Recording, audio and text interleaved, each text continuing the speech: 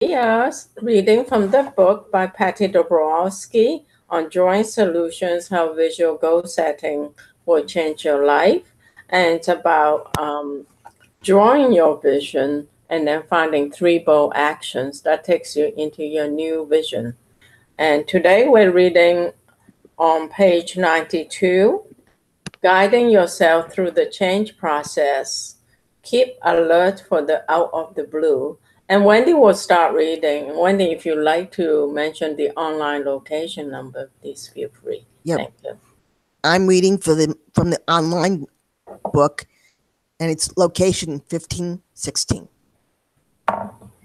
Guiding yourself through the change process. Keep alert for the out of the blue. Changes you want to make based on your snapshot map sometimes show up in a strange package you don't remember ordering. You thought you wanted X, and one day Y shows up. When this happens, it is a good time to start investigating. What is this about? Why did they ask me to do this weird thing at my job? When something shows up out of the blue, check your mindset to see if your reaction is linked to an old pattern or belief. Does that new boss and how he just responded to you in the meeting look like the old boss from your former company? If so, there's still something going on inside for you to work out. Are you experiencing something out of the ordinary? Pay closer attention. If I had never followed up on those phone messages and gone to audition for Bill's show, I might never have been on Broadway. When I got the messages, aside from being desperate, I was curious. I had never auditioned for another person's show. This was new for me. I bumbled my way through the dance steps well enough to get cast, though in a limited role. In each scene, the dancers would all eventually die in a hilarious send-up on performance art. Because I was so bad at the dance combinations, the directors decided it was better to kill me off at the beginning of every sequence. I decided to become the best dead body I could possibly be. In fact, I eventually became the featured dead body. They even printed dead body instead of my name on my show coat.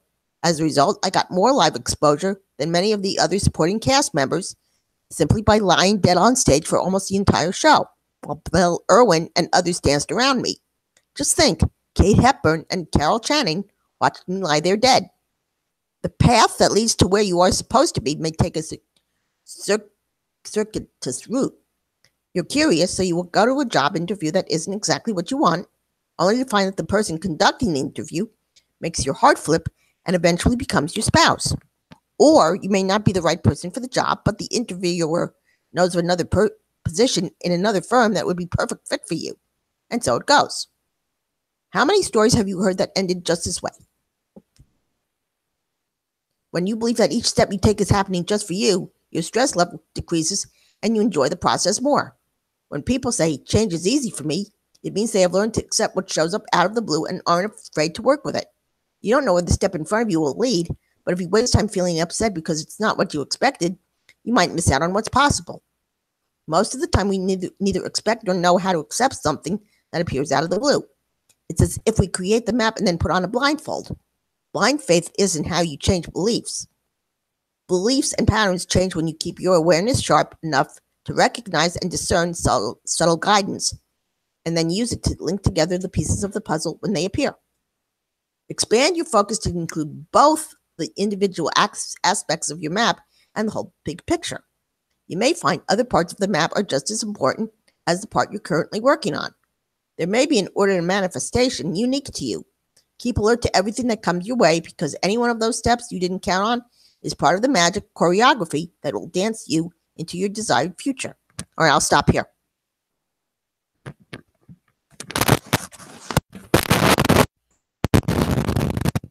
Shake hands with change. In your mind, you have become a change expert. Then suddenly your life partner, parent, teacher, or beloved child makes a change. Oh, all those great coping mechanisms go sailing out the window. Perhaps you don't feel quite the tolerance for their change as you did for your own. Now you're on the receiving end. This is just a deeper, more intense change because the people you love are also changing all around you.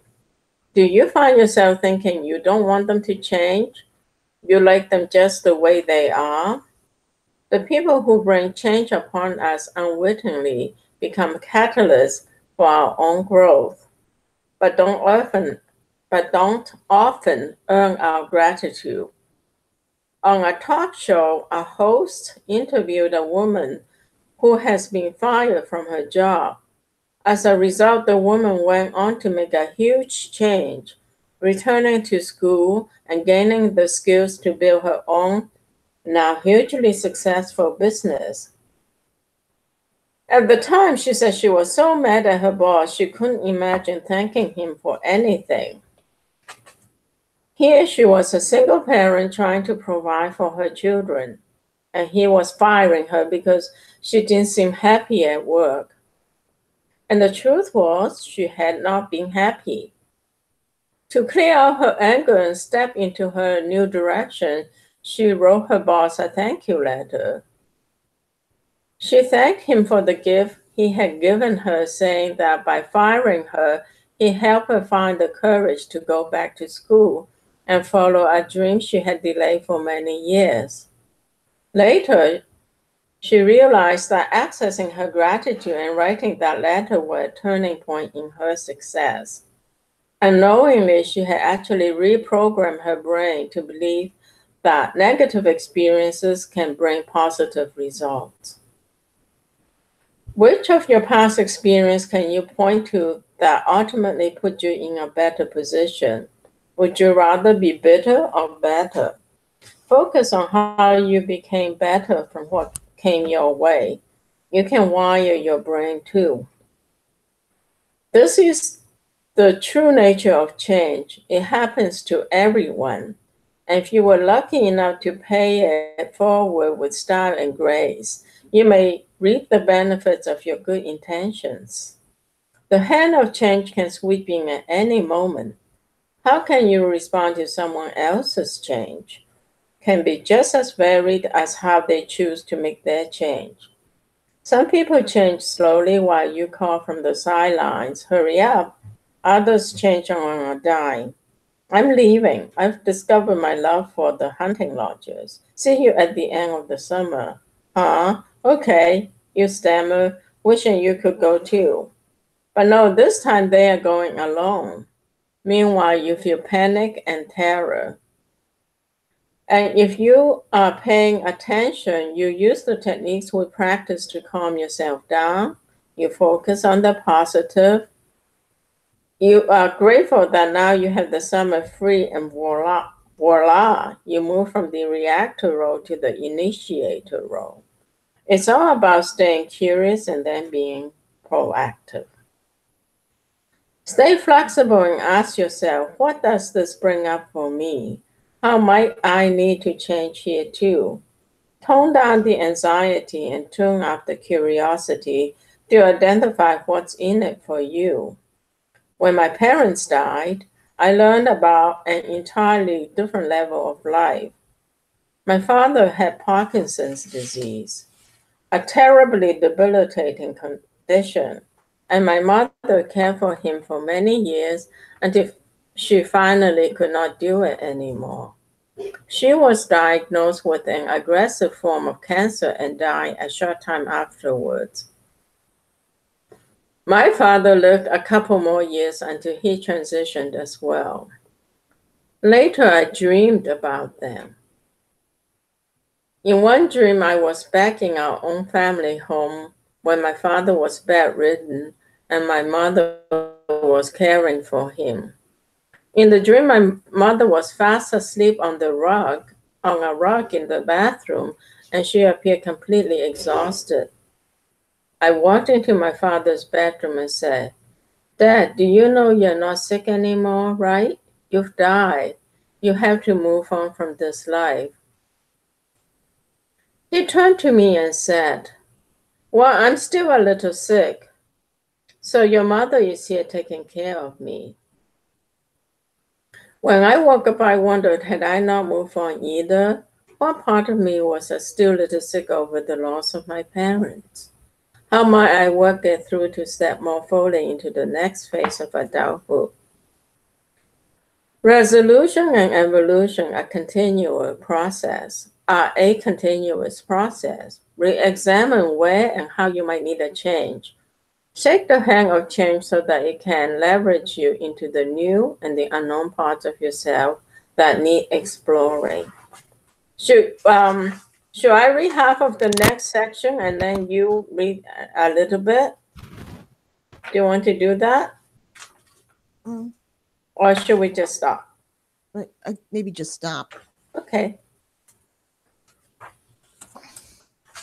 Oh, it's time. Okay, yeah, I didn't realize the time. Okay, do you want to start discussing? Okay. Well, just, you know, it's funny. Sometimes I have dreams about people that have died. You know, relatives that have died, and so on. And they talk about some people change slowly. I think that's what's happened to me. You know, people kind of expected me to change. You know what? It's like you're an adult now. Come on, change. And it's like they didn't realize, like when my parents were still alive, they didn't realize it. I needed time, and circumstances had to change. Like I had to get out of there, get away from them, and be on my own. And now here I am. And now my parents are gone, and you know I'm on my own all these years later. So, you know, I guess that just proves everybody's different. When we're like, and you know, not we're all human, and at the same time, each of us has something that's different about us. So we just have to do things our way.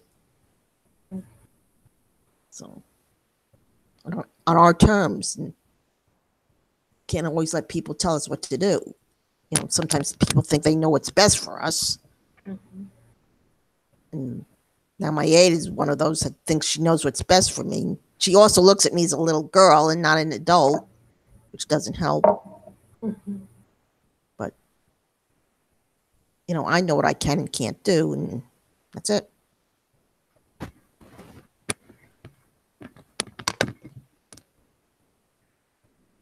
Yeah.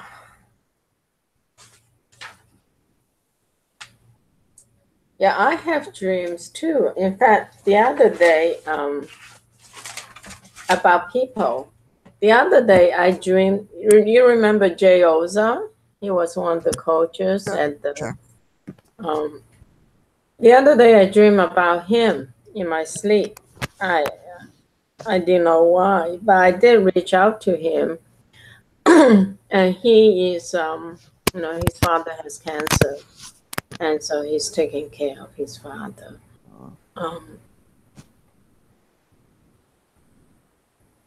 And I have dreams a lot of kind of.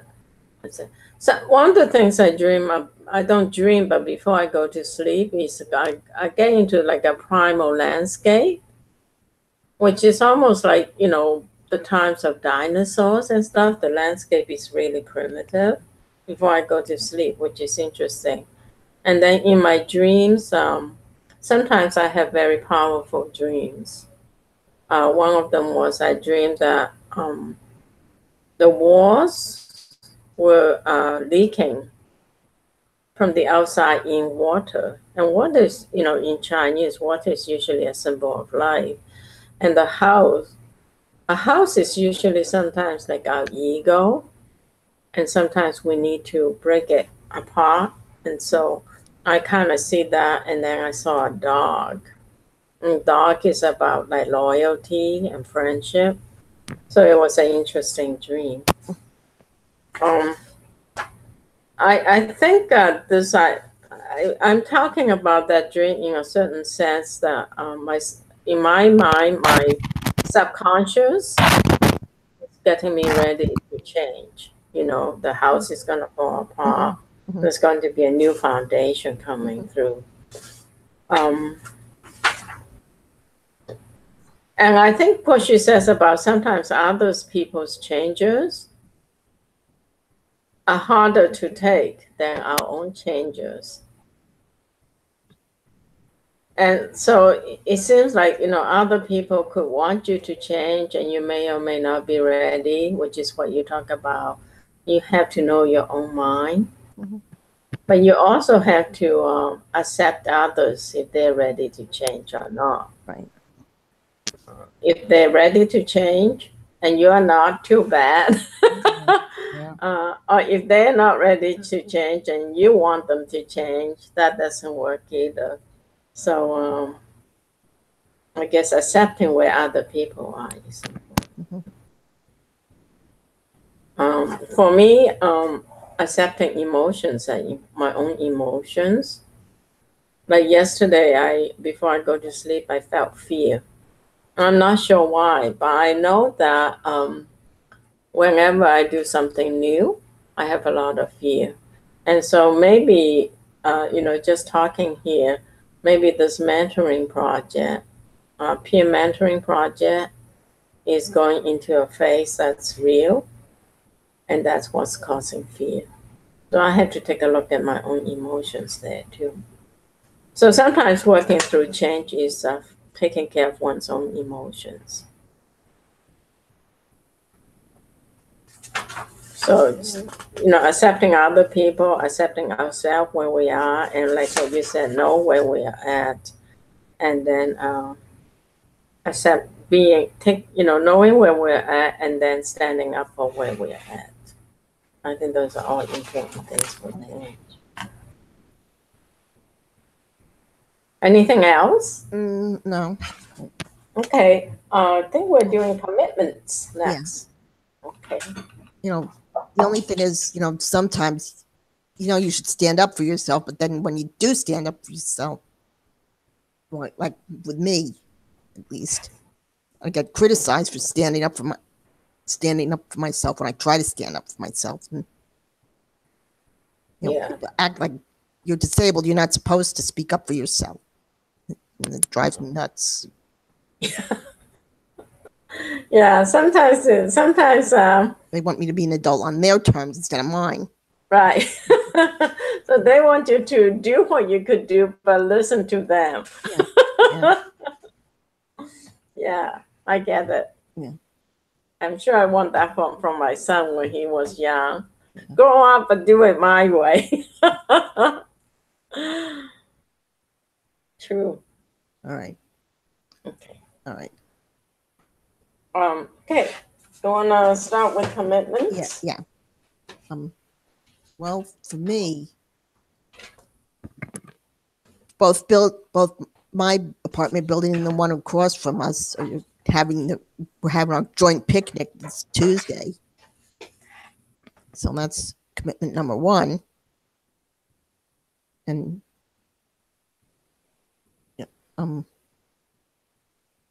this week will be my first full week with my aide back. And other than that, just keep up with make sure I keep up with my yoga and my exercises and all my reading and so forth. And that's it. Hey. So this week I gotta send out the peer mentoring invitations today or tomorrow. And then I'm going to do more exercise. I'm going to be nice to Hub. I need to I'm doing some self-evaluation work from a 12-step. And so I need to finish my step work on 2 incidents. Okay, so great. Next week? Yep. Okay. All right. Thanks. Have a good week. You too. Thank you. Bye-bye.